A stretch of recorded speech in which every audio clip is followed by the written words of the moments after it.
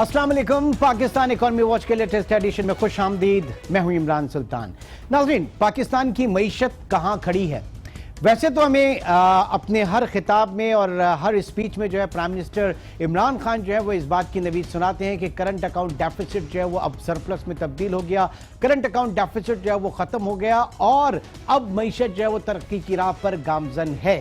अब सूरत हाल क्या है? आज एक अच्छी खबर आई और आज एक अच्छी खबर जो है वो मूडीज की जानिब से पाकिस्तान की जो रेटिंग आउटलुक है उसको उन्होंने नेगेटिव से स्टेबल की तरफ रखा और साथ ही साथ जो हमारी सॉवरेन रेटिंग है उसको B3 के ऊपर जो है वो बरकरार रखा। तो ये कुछ अच्छी खबरें भी हैं और साथ ही साथ स्टॉक एक्सचेंज एक बार फिर हम देख रहे हैं कि एक उसमें तेजी का सिलसिला जारी है। जो लाव की आवाजें होती हैं, खरीदो की आवाजें होती हैं, वो मार्केट में जो है बड़े तसलसल के साथ जारी हैं।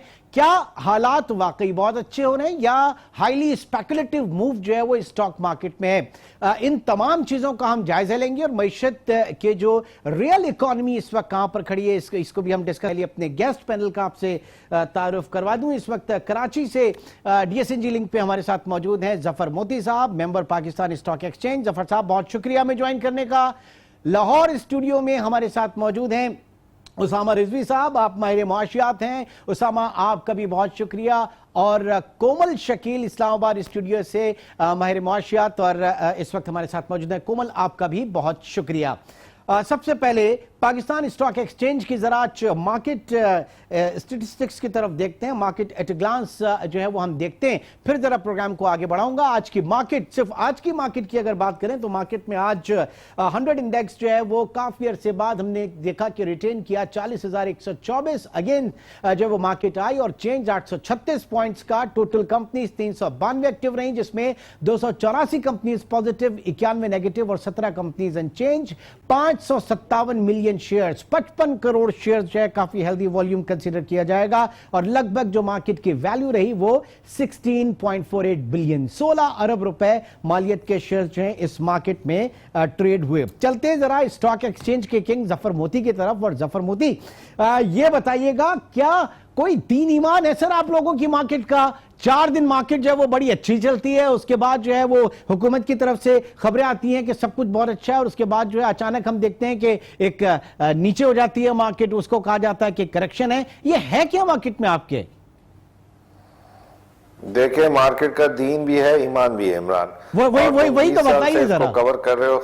हाँ, वही 20 साल से मैं जानने की कोशिश कर रहा हूं। इसको 20 साल से इसको कवर कर रहे हो और हम दोनों ने काफी प्रोग्राम साथ किए हैं। हाँ। दीन ईमान ये है कि 28,000 का लेवल होकर हमारे दीन ईमान पर हाथ डालने वाला जो सबसे पहले था वो एक फॉरेन फंड था।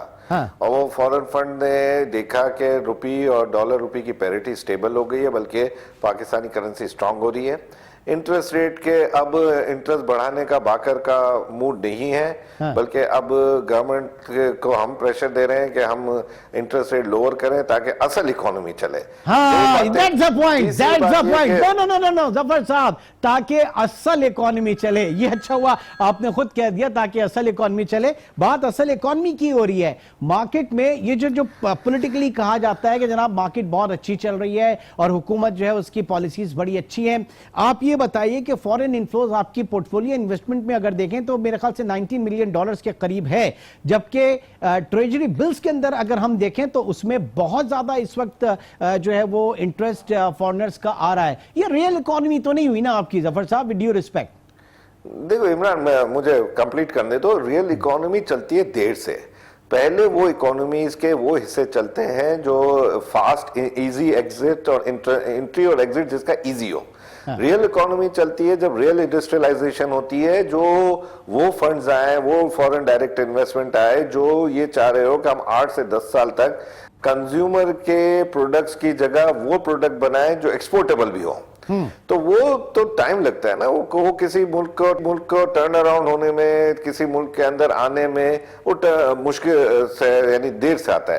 देखिए बांग्लादेश को जो ये पुश मिला था पाकिस्तान से अलग होने के बाद, वो ये मिला था कि उसके ऊपर कोटा नहीं था। जब उनके पास कोटा नहीं था तो वहां वो इंडस्ट्री लगी जो एक्सपोर्टेबल आइटम ला रही थी, मसलन कॉटन पाकिस्तान जैसे कंट्री से इंपोर्ट करके वहां पर वैल्यू एडेड टी शर्ट्स और शर्ट्स और बनाना शुरू हुआ, जिसकी वजह से उनका आज $55 बिलियन से आ जाते हैं। जफर साहब आ जाते हैं नहीं, उसको भी हम बात करेंगे। आपका रियल इन्वेस्टर बेस जो है 2 लाख से ज्यादा आपके पास इस वक्त रिटेल इन्वेस्टर क्लाइंट्स नहीं है। हम तो सिर्फ अगर पाकिस्तान स्टॉक एक्सचेंज की अगर बात करें, बहुत ज्यादा जो है वो आप लोग भी इस्लाहात की तरफ गए थे, क्या हुआ? देखिए इस्लाहत हो रही है। अभी आप ये देखिए कि आज की जो मार्केट की पुश है वो इसीलिए है कि चाइनीज फंड्स की भी खबरें आ रही हैं, वो इसीलिए है कि गवर्नमेंट चाह रही है कि अब जो मार्केट जो है वो ऐसी हो जाए जैसे इंटरनेशनल मार्केट होती है कि 24 घंटे मार्केट ऑन रहे।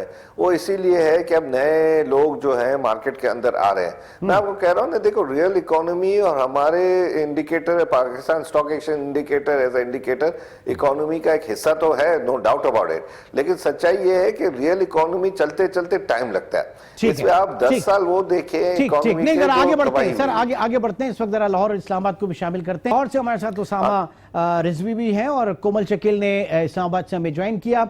आज मूडीज ने जो पाकिस्तान की रेटिंग आउटलुक बेहतर किया, सबसे पहले तो ये कुछ नाज़रीन के साथ मैं शेयर करना चाहूंगा, स्टैट्स हैं वो नाज़रीन के साथ शेयर करना चाहूंगा कि पिछले 1.5 साल में 15 महीने में हुकूमत ने कर्जा कितना लिया, उस कर्जे के हवाले से और हुकूमत की जो पॉलिसीज हैं उनके हवाले से पहले कुछ नंबर्स जो है वो नाज़रीन के साथ शेयर करें, देन उसके बाद प्रोग्राम को आगे बढ़ाते हैं। नाज़रीन सबसे पहले अगर बात करें गवर्नमेंट डेट जो है, जो जून 2018 से सितंबर 2019 के दौरान, जून में आपका था 18,304 अरब और सितंबर 2019 में 24,783 अरब, यानी 35% इसमें इजाफा हुआ आपके डोमेस्टिक डेट में, मुकामी कर्जों में। दूसरी स्लाइड की तरफ आते हैं, जो आपके एक्सटर्नल डेट हैं।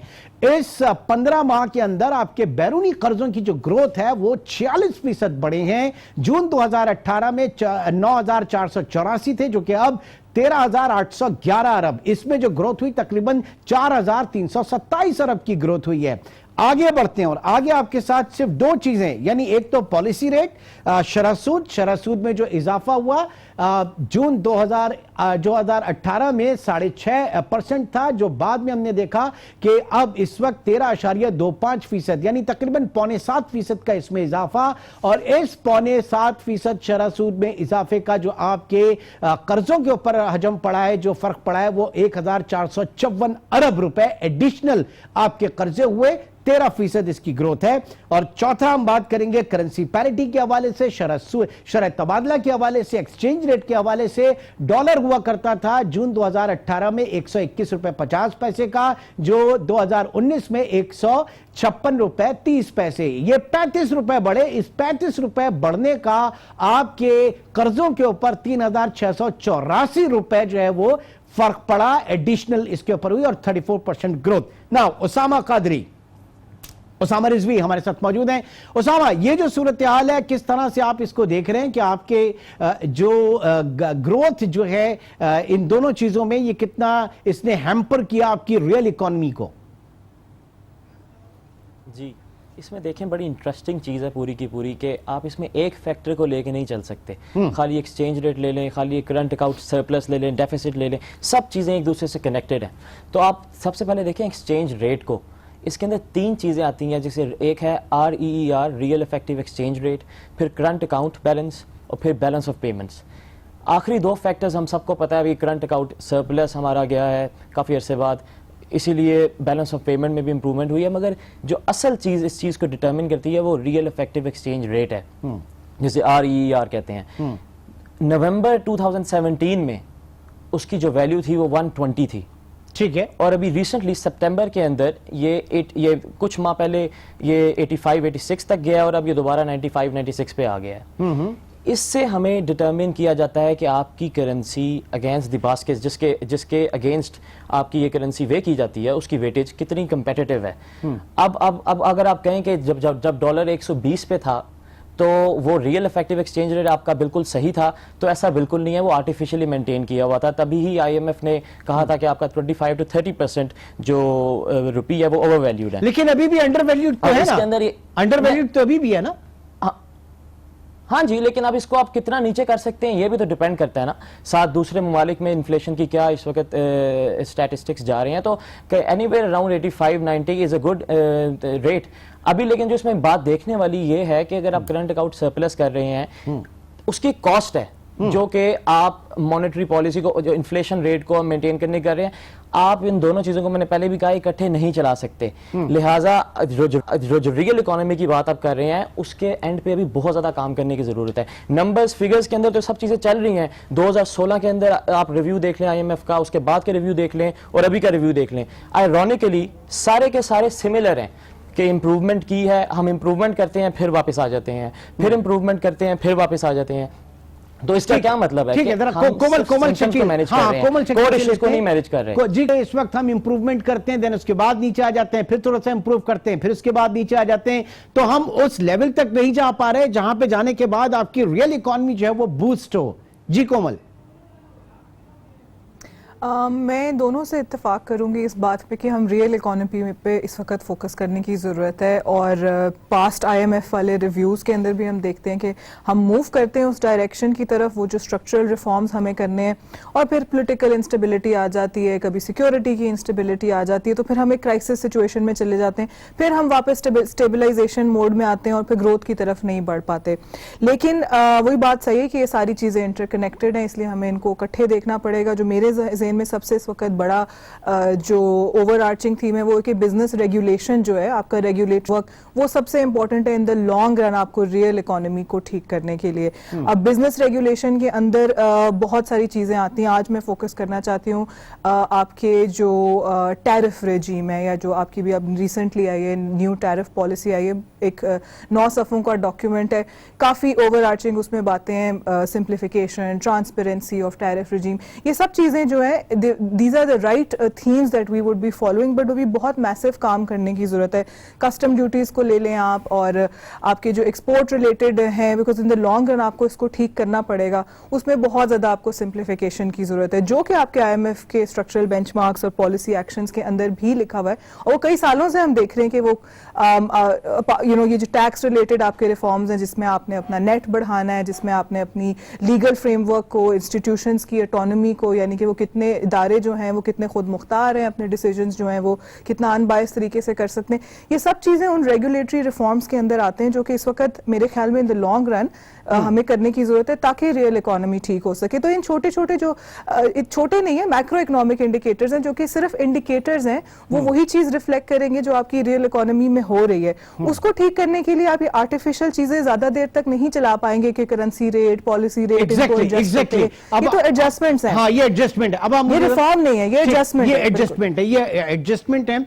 अब आप मुझे ये बताइए कि इस वक्त जो सूरत हाल है, जो आप कह लें कि मूडीज ने अपने पाकिस्तान के करंटली जो रेटिंग आउटलुक है उसको बेहतर किया, ये हमारा आप समझ लें कि कर्जा अदा करने की सलाहियत कह लें, या कर्जा लेकर उसको अदा करने की सलाहियत, this is nothing to do with the economic growth और सारी चीजें। तो ये इससे हम कैसे बाहर निकलेंगे? नंबर 1, नंबर 2, यही आपकी मूडीज, यही आपकी S&P और यही आपकी और दीगर एजेंसीज उस वक्त कहां थी, रेटिंग एजेंसीज, जब 2008 का ग्लोबल क्राइसिस हुआ था, सब प्राइम मॉर्गेज क्राइसिस हुआ था, उस वक्त ये उसको फोर्सी नहीं कर पाई थी। तो ये जो रेटिंग एजेंसीज है, इनकी अपनी क्रेडिबिलिटी क्या है? रेटिंग एजेंसीज की क्रेडिबिलिटी, मतलब जैसे सारी चीज़ें हम देख सकते हैं ना, इंस्टीट्यूशनल, उसमें पॉलिटिकल इकोनॉमी का भी रोल है, तो कहीं ना कहीं वो क्रेडिबिलिटी डैमेज हो जाती है, but to the large extent they are important, because आपको जो दुनिया इस चीज़ को देख रही है, अब बेशक it's the lesser of the many evils, but it is nonetheless an important indicator. तो मूडीज़ की अगर रैंकिंग अच्छी आती है या रेटिंग अच्छी आती है, तो वो पाकिस्तान के लिए एक अच्छी बात है। लेकिन ये जो कहना कि वो ग्रोथ से लेना देना नहीं है उसका, वो उन्हीं फंडामेंटल्स पे बेस्ड है। तो अगर आज आज पाकिस्तान की रेटिंग बेहतर हुई है तो एक तो ये कि जिस तरह भी वो उन्होंने कैलकुलेट किया data, it's good, it's reflecting well on Pakistan, but also because अगर हम ये जो रिफॉर्म्स हैं जो इस वक्त जिनकी बेसिस पे पाकिस्तान की, क्योंकि IMF की जब फेवर आपके ऊपर आएगी कि आप कर रहे हैं रिफॉर्म्स, तो डेफिनेटली बाकी international agencies, rating agencies included, वो उस चीज को रिफ्लेक्ट तो जरूर करेंगी, करना भी चाहिए, अदरवाइज समथिंग इज रॉन्ग। लेकिन वही बात की कि जो रिफॉर्म्स IMF आज कह रहा है, ये वो पिछले 2016 के रिव्यू में भी कह रहा था, उससे पहले भी, but you know about time कि हम इसको उसकी ट्रू स्पिरिट में करें, प्राइवेटाइजेशन और ये हमारे अपने इंटरेस्ट में, ये IMF के कहने से नहीं, ये हमारे अपने लार्जर इंटरेस्ट ऑफ पाकिस्तान, ये है कि हम अपनी इकोनॉमी को डॉक्यूमेंट करें, अपनी इकोनॉमी का किबला जो है वो सही करें। हमारे तीनों गेस्ट इस वक्त हमारे साथ मौजूद हैं, जफर मोती भी, उसामा रिजवान शकील भी।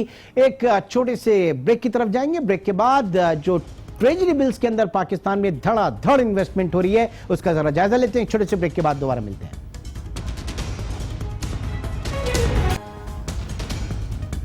Welcome back. जफर मोती इस वक्त हमारे साथ मौजूद हैं। जफर साहब, आपको याद होगा 15-20 साल से हम जब बात करते थे इस मार्केट के हवाले से, तो इस वक्त बड़ी कमी महसूस की जाती थी। सेकेंडरी मार्केट की आप बहुत बात करते थे, डेट मार्केट की आप बात करते थे कि डेट इंस्ट्रूमेंट्स जो हैं वो आने चाहिए।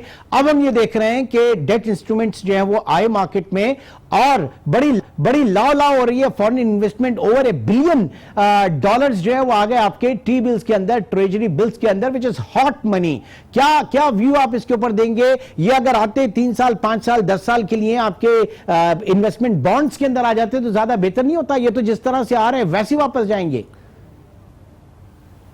देखिए, मैं यही कह रहा हूं ना कि अभी जो आपकी इकोनॉमी चल रही है वो मनी है हॉट, तो आप उसको नहीं कहेंगे, क्योंकि दुनिया में मनी जो मूवमेंट है उसको वॉच कर रही है हर वक्त दुनिया।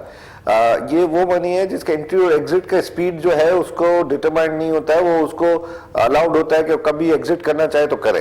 अब जब ये आ रहा है आपके ट्रेजरी बिल्स में, और ये आ रहा है डॉलर के इंटरेस्ट रेट पर, तो स्ट्रॉन्ग करेंसी में इंटरेस्ट रेट देना ही हमारे लिए एक अजाब होगा। जो अभी आपने 1050 अरब वो कहे और 3000 जो डिवैल्यूएशन के कहे, तो वो जो है आप समझ ले 5,500-6 हजार अरब रुपए का तो डैमेज ये पड़ चुका है।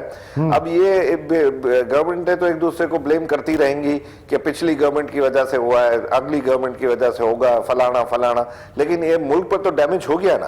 अब जब आप ये अभी थोड़ी सी मूडीज की बात कर रहे थे, तो मूडीज और स्टैंडर्ड एंड पुअर, उसके लिए एक बड़ी अच्छी बुक आई है, द बिग ड्रॉप, मूवी भी बनी है स्टीव कैरल के, तो उसमें वो मैं सोच रहा था, आया नहीं अभी तक कोई, अभी मैं सोच रहा था किसी मूवी का लिंक नहीं दिया आपने, किसी मूवी की प्रमोशन नहीं किया आपने। मैं मूवी की प्रमोशन, खुद की प्रमोशन कर लेता हूँ ज्यादा, लेकिन ये कि अपना जो है ये जब भी ये इस तरह, उससे वो जो ऑथर था उसने शॉर्ट सेल किया हुआ था सेकंड मॉर्गेज के ऊपर जो बैंकों ने कर्जे दिए हुए थे, तो वो गया एक मैं नाम नहीं लूंगा उसका, एक ऑर्गेनाइजेशन के पास जो रेटिंग करती थी। उसने कहा भाई अगर हम उसको रेटिंग में गलत कह देते तो दूसरी गली में दूसरा रेटिंग एजेंसी बैठी है, वहां पर चले जाएंगे।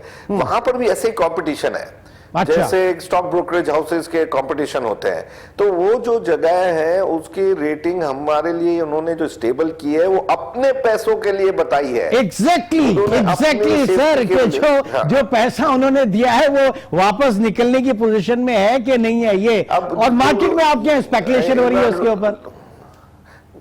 नहीं, अब लोगों ने IMF को गालियां यहां देते हैं, तो IMF एक कर्जा सूद देने वाली कंपनी है जो अपने पैसे की सेफ्टी के लिए हर वो चीज कराएगी जो आपसे बर्दाश्त नहीं भी होगी, चाहे इंडोनेशिया हो, चाहे आप वो पाकिस्तान हो।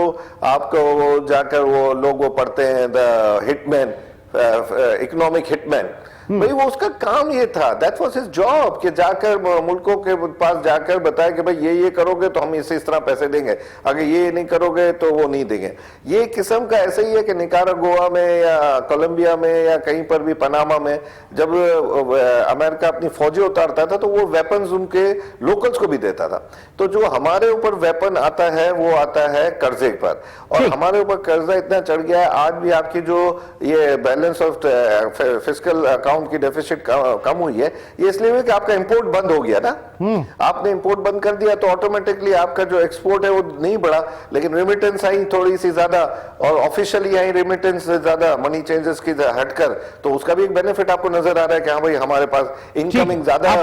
आपका पॉइंट रखता हूं उसामा की तरफ। उसामा, दो चीजें हैं, एक तो ये कि हमने करंट अकाउंट डेफिसिट जिस तरीके से खत्म किया, हमने अपनी इंपोर्ट्स को बहुत बुरी तरीके से उनको खत्म करने की कोशिश की, कम करने की कोशिश की, और एक ऐसे मुल्क में जिसकी अपनी इकोनॉमिक ग्रोथ ही इंपोर्ट बेस्ड हो, जो अपनी एक्सपोर्ट के लिए भी रॉ मटेरियल को इंपोर्ट करता हो। एक ये पॉइंट, और दूसरा पॉइंट आप डिस्कस उसके ऊपर रोशनी डालें, ये जो हॉट मनी जिसे मैं अगेन मैं कहूंगा, और ये जो आपके ट्रेजरी बिल्स के अंदर आ रही है, ये साइन कितनी बेहतर है पाकिस्तान के लिए और कितनी बेहतर नहीं है। जी,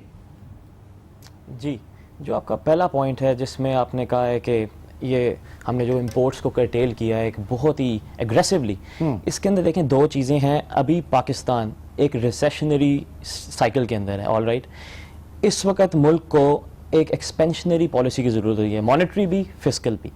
लेकिन चूंकि अब हम IMF के पास जा चुके हैं और उनका एक सेट पैटर्न है जो ओरिजिनली लैटिन अमेरिकन कंट्रीज़ के लिए बना था, वो हर जगह वो इम्प्लीमेंट कर देते हैं। बहरहाल, तो अब हम एक्सपेंशनरी पॉलिसीज़ को हम उस तरह नहीं मैनेज कर पा रहे। इसके अंदर दो फैक्टर्स आते हैं। आपने अगर करंट अकाउंट डेफिसिट अपना कम करके सरप्लस कर लिया है, अब इसका ये मतलब नहीं है कि आप इस सरप्लस को ही इंक्रीज़ करते रहें, इसी एक चीज़ के ऊपर ही बैंक करते रहें। सीक्वेंस होता है हर पॉलिसी का और पेस होती है हर पॉलिसी की, तो आपको पॉलिसीज़ का सीक्वेंस भी चेंज करना पड़ता है, साथ आपको उसकी पेस भी कम ज़्यादा करनी पड़ती है। अगर आपने अपना करंट अकाउंट डेफिसिट को सरप्लस किया है, इस वक्त आपको जो प्राइमरी सरप्लस चल रहा है इस वक्त, जो आपका एक्सपेंडिचर है 290 billion rupees something like that, तो आपको चाहिए कि आप इसमें सीक्वेंस थोड़ा तब्दील करें और थोड़ा एक्सपोर्ट्स की तरफ आएँ। एक्सपोर्ट्स की जो ईयर ऑन ईयर ग्रोथ हुई है वो इट इज़ वेरी लो, बड़ी नॉमिनल है। यस, तो वो क्वांटिटेटिव बड़ी हैं, क्वालिटेटिवली तो बड़ी नहीं है। तो अब ये इधर इसी जगह आता है ना, पेस कम करना और आपका सीक्वेंस चेंज करना। प्रो ग्रोथ पॉलिसीज असल में चाहिए कंट्री को। प्रो ग्रोथ पॉलिसीज ये इस तरह थोड़ी बहुत इंडेक्सेस से करके नहीं आएंगी, वो डिमांड सप्लाई स्ट्रक्चरल चेंजेस उनके लिए, और इस तरह की एडजस्टमेंट में भी इस तरह की एडजस्टमेंट में भी पॉसिबल नहीं होगी ये प्रो ग्रोथ पॉलिसी जो है। और बिल्कुल, और फॉरेन पोर्टफोलियो इन्वेस्टमेंट के बजाय FDI जो लॉन्गर टर्म के लिए होती है, फॉरेन पोर्टफोलियो इन्वेस्टमेंट की आप बात कर रहे थे, आपका दूसरा पॉइंट, आप इसके लिए एक बड़ी अच्छी एग्जांपल है 1997 एशियन फाइनेंशियल क्राइसिस, जो थाईलैंड, इंडोनेशिया इधर से, तो उसकी वन ऑफ रीजंस यही हॉट मनी था। ये जिस तरह आता है वापस तो चला जाता है, लेकिन मीनवाइल जब ये वापस जाता है तो करेंसी और एक्सचेंज रेट के साथ इट प्लेज हैवक। वो उधर तो अब ये स्टॉक मार्केट में जितना पैसा है, आप स्टैट्स उठा के देखें, जो बाइंग है, नेट बाइंग, वो फॉरेनर्स की ज्यादा है इसके अंदर। तो व्हाट इफ के कोई छोटी सी भी चीज, स्टॉक मार्केट और हमारी इकोनॉमी का कभी भी बहुत अच्छा लिंक नहीं रहा कि अगर स्टॉक मार्केट अच्छी जा रही है तो इसका ये कभी मतलब नहीं कि मार्केट हमारी बहुत, आप बिल्कुल ठीक कह रहे हैं। मतलब आपकी रियल इकोनॉमी को जो है वो रिफ्लेक्ट नहीं करती स्टॉक के। अगर आप 100 इंडेक्स में चले जाएं तो ऑयल कंपनीज का वेटेज बहुत है, और इंटरनेशनली ऑयल प्राइसेस अगर है ना, नहीं, इंटरनेशनली ऑयल प्राइसेस बढ़ते हैं तो आपका 100 इंडेक्स जो है वो काफी बढ़ जाता है। सेम टाइम वो सीमेंट सेक्टर वो आपकी रियल इकोनॉमी के लिए बेहतर नहीं है, क्योंकि आपका इंपोर्ट बिल जो है वो ऑयल प्राइसेस के ऊपर बड़ा प्रेशर डालता है। एक बार फिर इस्लामाबाद चलेंगे, कोमल शकील वहां पर मौजूद हैं। कोमल, दो चीजें आप सभी कि इस वक्त ये जो FDIs पाकिस्तान में आना चाहिए थे और वो जो है 3% तकरीबन कम हुआ, और सारा का सारा जो पैसा इस वक्त आ रहा है वो डॉलर्स आ रहे हैं हमारे ट्रेजरी बिल्स के अंदर, जो जैसे आ रहे हैं, और जरा सा आपने पॉलिसी रेट को कम किया या प्रो ग्रोथ की तरफ आप जाएंगे और ये पैसा वापस जाएगा। तो हमारे दो जो इस वक्त पार्टिसिपेंट हैं वो यही कह रहे हैं कि ये अच्छी चीज नहीं है। आप क्या कहेंगी? मेरा बस जाती तौर पे भी इख्तलाफ है मैक्रो इकोनॉमिक इंडिकेटर्स पे बहुत ज़्यादा फोकस करने पे, इसलिए क्योंकि पूरी दुनिया भी है इससे ज़रा आगे मूव कर चुकी है। अगर हम आप सिंपल सी एक चीज़ ले लें मैक्रो इकोनॉमिक्स में, तो वो GDP को यूज़ करते हैं as an indicator of growth. अब अगर आप देखें तो बहुत तरक्की याफ्ता ममालिक भी और इवन गैर तरक्की याफ्ता ममालिक जैसे भूटान भी है, वो अब हैप्पीनेस इंडेक्स को यूज़ करें या वेल बीइंग इंडेक्स को यूज़ करें। तो I want to warn against it कि ये सिर्फ अगर आप इन चीज़ों को देखना शुरू कर दें जो जिसके अंदर आसानी से आप, क्योंकि देखिए एक तरह की अकाउंटिंग है, नेशनल अकाउंटिंग है, करंट अकाउंट को मैनेज करना, उसका डेफिसिट या सरप्लस, उसमें बड़ी आसानी से क्रिएटिव अकाउंटिंग हो सकती है, जैसे कि हमने पिछली हुकूमत में भी किया, उससे पहले भी कितने सालों में हम करते आए, जिसको इंक्लूडिंग अ करेंसी रेट। तो ये सारी चीजें जो है, अगर आप फंडामेंटल्स के ऊपर फोकस करना शुरू कर दें तो ये इतना पैनिक नहीं क्रिएट होगा। हाँ, जहाँ पे हमने रेटिंग एजेंसीज की बात की, वो भी डेफिनेटली आपकी कैपेबिलिटी टू रीपे को ही देखेंगे, लेकिन that is just one section of the economy. तो मैं भी इत्तेफाक करूंगी, रियल इकोनॉमी पे फोकस करने के लिए we can move towards simplification of your regulatory regime. जैसे कि अगर आप FDI वो नहीं आ पाई, वो इससे, और अगर वो ट्रेजरी बिल्स में इन्वेस्टमेंट है, तो वो एक शॉर्ट इंडिकेशन है कि आपके मुल्क में और किस्म की जो इन्वेस्टमेंट के एरियाज हैं वो इतने मुश्किल बना दिए गए हैं कि कोई भी बाहर से जो इन्वेस्टमेंट आती है वो सोच के ही घबरा जाते हैं। अगर आप देखें कि भाई मैंने फलाने HS कोड की प्रोडक्ट जो है पाकिस्तान में बना के एक्सपोर्ट करनी है, तो उसके ऊपर क्या कस्टम ड्यूटीज हैं, उसके ऊपर क्या मेरे पास सेम थिंग में इतना टाइम लग जाए। कुमल, same thing happened with Pakistan बनाओ सर्टिफिकेट्स। अगर बात करें पाकिस्तान बनाओ सर्टिफिकेट्स में, तो उसमें भी वो इंटरेस्ट नहीं आया जो अगर बात की जा रही थी एक्सपेट्रिएट्स के लिए। और दूसरा, पैंडा बॉन्ड भी पाकिस्तान इस वक्त जा रहा है फ्लोट करने, क्योंकि इमरान इतना मुश्किल बना दिया जाता है। अगर आप छोटी सी इंडिकेटर्स देखें, ईज ऑफ डूइंग बिजनेस में बड़ी बात होती है, कंपनी बनाना है, रजिस्टर कराना है, उसके ऊपर जो सारे रिफॉर्म्स हैं उनकी नेचर यही है कि उसको सिंप्लीफाई कर दें। Because Pakistan as it is radar पे नहीं होता है इन्वेस्टर्स के, जो कि दुनिया के दूसरे लुक्रेटिव मार्केट्स में कर रहे हैं। आप कितनी भी रेटिंग बढ़ा देंगे, आप पॉलिसी रेट भी ठीक कर देंगे,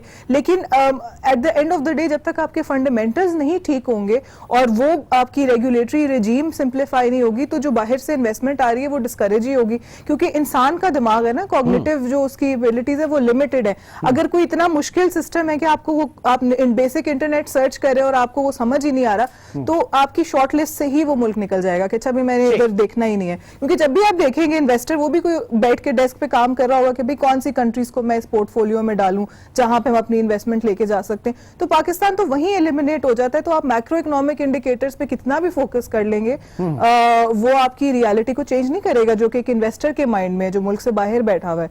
तो मेरे ख्याल में इस वक्त जो है, इन चीजों से ज्यादा जरूरत है फोकस इस चीज पे करने का कि आपने ऑन द ग्राउंड कितना ज्यादा आसान बनाया, आपके सिस्टम्स कितने ट्रांसपेरेंट हैं, आपके सिस्टम्स जो है कितना इजीली एक्सेसिबल है, और जुबान किस में वो आप उसको किस किस्म की लैंग्वेज यूज करें। वो इन्वेस्टर की भी एक स्पेसिफिक लैंग्वेज होती है जो बाहर से बैठा हुआ है, वो देख रहा है सिस्टम पे, तो उसको भी उस तरीके से प्रेजेंट करें ना। We are only focusing on the very वो उस किस्म के इंडिकेटर्स जिससे आगे दुनिया मूव कर चुकी है, जिसपे उस किस्म की रिलायबिलिटी या ट्रस्ट नहीं है। ठीक, बहुत बहुत बहुत शुक्रिया कोमल शकील, आप इस वक्त हमारे साथ मौजूद थी। बाकी दो वेलकम बैक। बात हो रही थी पाकिस्तान में ट्रेजरी बिल्स के अंदर फॉरेन इन्वेस्टमेंट जो इस वक्त हम देख रहे हैं तकरीबन ओवर $1 बिलियन जो है वो आ चुके हैं। ओसामा, ये जो आ रहे हैं जरा वो भी आप जाके देखें वेबसाइट के ऊपर, ये आ रहे हैं ब्रिटिश वर्जन आइलैंड से बड़ा पैसा इसमें आया, केमन आइलैंड से बड़ा पैसा इसमें आया, और मार्शल आइलैंड वगैरह से, a part of US, UK and UAE, ये यहां से भी आ रहे हैं। तो ये सारी मेरे ख्याल से वो ऑफशोर कंपनीज होती हैं जहां पे लोगों का पैसा, अच्छा बुरा सारा पैसा जाके लगता है और उसके बाद वो दुनिया भर में जाता है। तो ये कोई ट्रैक होता है इस पैसे का? ये देखें, ये जो आइलैंड्स जिनकी आपने बात की है, ये रिसेंटली पनामा भी उनमें से एक है। जी। ये तो टैक्स सेफ हेवन्स होती हैं। ट्रैक करने की कोशिश तो की जाती है, लेकिन ट्रैक किए नहीं जाते। तो हो सकता है कि वो इसको आप फ्लो के से गुजार के कोई लीगलाइज करने की कोशिश कर रहे हो या कुछ भी, बट द थिंग रिमेन्स के ये जो हमारा फॉरेन पोर्टफोलियो इन्वेस्टमेंट है, this is a good thing, इतनी नेगेटिव भी नहीं है, मगर इसकी बेस पे आप ये नहीं कह सकते कि we are doing very good और अब बस इसी पे रहना है। इसको कन्वर्ट करना है, जैसे मैंने पहले कहा, FDI के अंदर, लॉन्गर टर्म थिंग्स के अंदर। लेकिन मसला ये ना, एक बात देखेंगे सर, मसला ये है कि हमें ये बताया जाता है कि फॉरेन इन्वेस्टमेंट इतनी आ रही है और मुल्क में इतने डॉलर्स आ रहे हैं, तो कम से कम वो जो बताने वाले हैं थोड़ा वो भी सही बताएं। ये मैं आपको बताता हूँ, बताने वाले सबसे ये जो करंट गवर्नमेंट है, इसका एक चीज होती है एंकरिंग। आप हर चीज को एंकर करते हैं किसी चीज के अगेंस्ट। अभी कुछ हुआ होता नहीं तो आप पहले बताते हैं कि 3 माह बाद या 4 माह बाद मैं आपको खुशखबरी दूंगा। तो वो मतलब ऑयल एक्सप्लोर होना है या व्हाटएवर, वो पहले चीज को होने दिया जाए, उसके बाद अब बताएं तो और इफेक्ट होगा। अब पहले बता दें वो कम या ज्यादा हो या ना हो, जैसे रिसेंटली हुआ है आपको पता है, तो उसका इफेक्ट जिसका नहीं होना था उसका भी इफेक्ट आ जाएगा, वो चीज भी नेगेटिव चली जाएगी, क्योंकि आपने एक फीलर या आपने वो एक एलिमेंट इंडिकेट कर दिया। एक्सपेक्टेशंस जो है वो बहुत ज्यादा एक्सपेक्टेशंस बहुत ज्यादा दिखा रहे थे।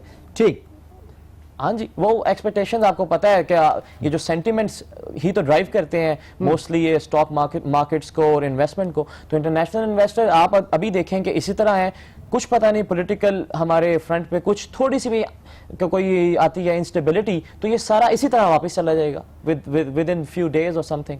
तो ये एक चीज परमानेंट सोल्यूशन तो नहीं है किसी चीज का। परमानेंट सोल्यूशन यही है कि जिस तरह आपका टेक्सटाइल इंडस्ट्री है या आपका एलएसएम है, आप इनको कितनी देर तक स्क्वीज कर सकते हैं। आपको नए सेक्टर्स ओपन करने की जरूरत है। नॉलेज इकोनॉमी है, दुनिया में बहुत सारी चीजें हो रही हैं, आप एक सेक्टर को बहुत बहुत शुक्रिया, एक हद तक ही कर सकते हैं। उसामा बहुत शुक्रिया, आप इस वक्त हमारे साथ थे। एक छोटे से ब्रेक के, और ब्रेक के बाद यही चीजें रखेंगे जफर मोती की तरफ। छोटे से ब्रेक के बाद दोबारा मिलते हैं।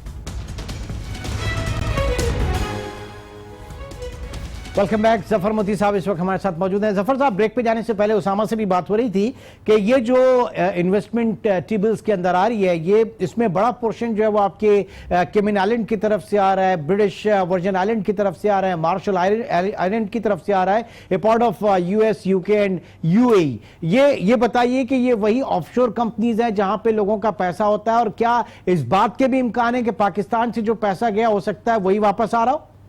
देखिए, बड़े खूबसूरत आइलैंड हैं, इनकी तरफ से अगर इन्वेस्टमेंट आ रही है तो कोई बुरी बात नहीं है। अभी तो हमें हर जगह से इन्वेस्टमेंट चाहिए, नंबर 1। नंबर 2 ये कि इन खूबसूरत आइलैंड से जो कंपनियां बनी हुई आज की नहीं है, तकरीबन 100 साल से ये कंपनियां बन रही हैं वहाँ पर। 50 साल से तो हम देख रहे हैं ये कंपनियां सेफ हेवन ढूंढती हैं। नहीं, वो ऐसे में भी पानामा केसेस भी होते हैं, ऐसे में भी फिर बहुत सारे मसले मसाइल भी होते हैं ना। वो पनामा का जो केस है वो एक अजीब केस नहीं है, नॉर्मल केस है। उसमें उन्होंने यही बताया कि भाई आप ये दुनिया के कौन कौन से मुल्क से वहां पैसा आया और किस किस ने पैसे लगाए। अब ये जब ठीक है, बस वो मनी ट्रेल ना दे सके, बात नहीं कि आप भी देख सकते हैं। मसला ये हो गया कि जो पाकिस्तान से जो पैसा गया हुआ था ना, वो उन लोगों का था जो पॉलिटिशियंस थे, तो उसकी वजह से ये पनामा का स्कैंडल इतना बड़ा बना है। नहीं तो ऐसे काफी स्कैंडल आए हैं कि भाई ये मुल्क का हुआ है। अब आप आधा अफ्रीका जो है, मोबोटो सीसे से लेकर लीबिया का क्या कद्दाफी ले लें, क्या इजिप्ट के प्रेसिडेंट को ले लें, रूहानी क्या नाम था, तो वो सब जो थे, उन सब का भी जो मसाइल थे वो यही थे कि उनके ऑफशोर पर पैसे पड़े हुए थे, पार्क थे। अब जब ये पार्किंग में पाकिस्तान का नाम आया तो इसमें इधर शोर इसलिए हो गया कि वो पाकिस्तान में सिटिंग प्रेसिडेंट थे, प्राइम मिनिस्टर। आप ठीक है, आगे बढ़ते हैं।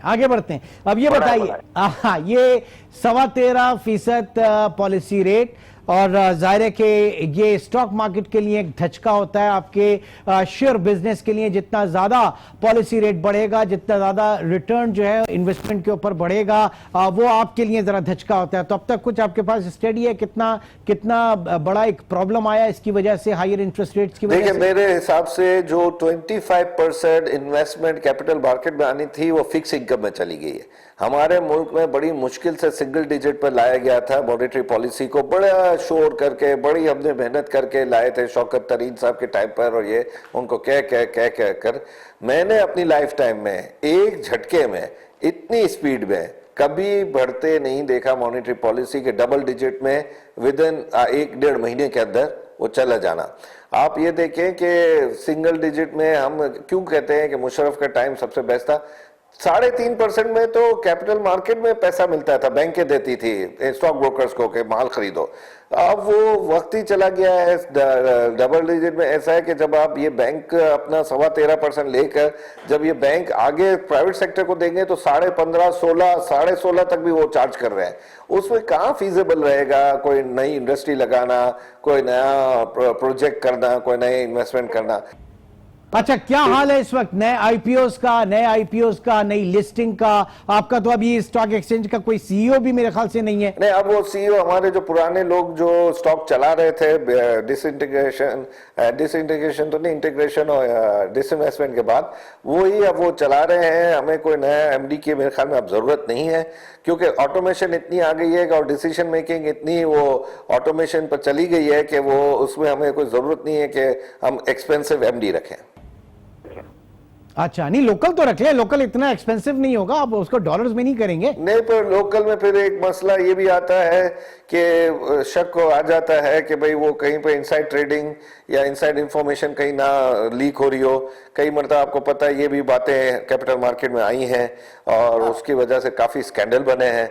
तो जो पुराने लोग चला रहे हैं हमें उन पर पूरा भरोसा। साल से आपकी जफर साहब 70 साल से आपकी मार्केट चल रही है, स्टॉक एक्सचेंज चल रहा है, नई थ्योरी आप लेकर आ गए इस तरह, तो मतलब एक फाइन वॉल, चाइनीज वॉल तो होती है ना, वो तो आपके इस तरह तो इन्वेस्टमेंट बैंक्स भी नहीं होने चाहिए थे। ब्रोकर का काम सिर्फ ब्रोकरेज होना चाहिए था, उसका काम म्यूचुअल फंड्स लाना नहीं होना चाहिए था, उसका काम इन्वेस्टमेंट बैंक्स लाना होना चाहिए था। तो ये सारी तो बहुत सारी चीजें हैं जो कि होनी चाहिए थी, लेकिन अरे बाबा, पूरे चाइना बैठा हुआ है Karachi stock Pakistan stock exchange में, आप चाइनीज वॉल की बात कर रहे हैं। बड़ा ही अभी चेक्स एंड बैलेंस बेहतर हो गए हैं, काफी चीजों में फर्क आ गया है। अभी मैं ये कह रहा हूँ ना, ऑटोमेशन ने वो जो चार्म था आउटक्राई का, जो मार्केट में एक दूसरे से ब्रोकरेज हाउस मिलते थे, जो ब्रोकर्स मिलकर एक डिसीजन मेकिंग करते थे, वो सब खत्म हो गया है। अब तो वो है कि मशीन के ऊपर हमारा टोटल दारोमदार है। चले जी, बहुत बहुत शुक्रिया, thank you very much. Zafar मोती हमारे साथ थे और कैपिटल मार्केट्स के हवाले से भी बात हुई, इक्विटी मार्केट, और जाहिर है कि इस वक्त जो पॉलिसी रेट जिस तरीके से बढ़ा, उसमें बहुत सारे इश्यूज हैं, प्रॉब्लम है, कुछ अच्छी चीजें भी हैं और कुछ अच्छी चीजें नहीं भी हैं। दोनों चीजों को, दोनों व्यूज को साथ लेके चलेंगे इंशाल्लाह। अब आपसे कल मुलाकात होगी, अपना बहुत ख्याल रखिएगा, अल्लाह हाफिज।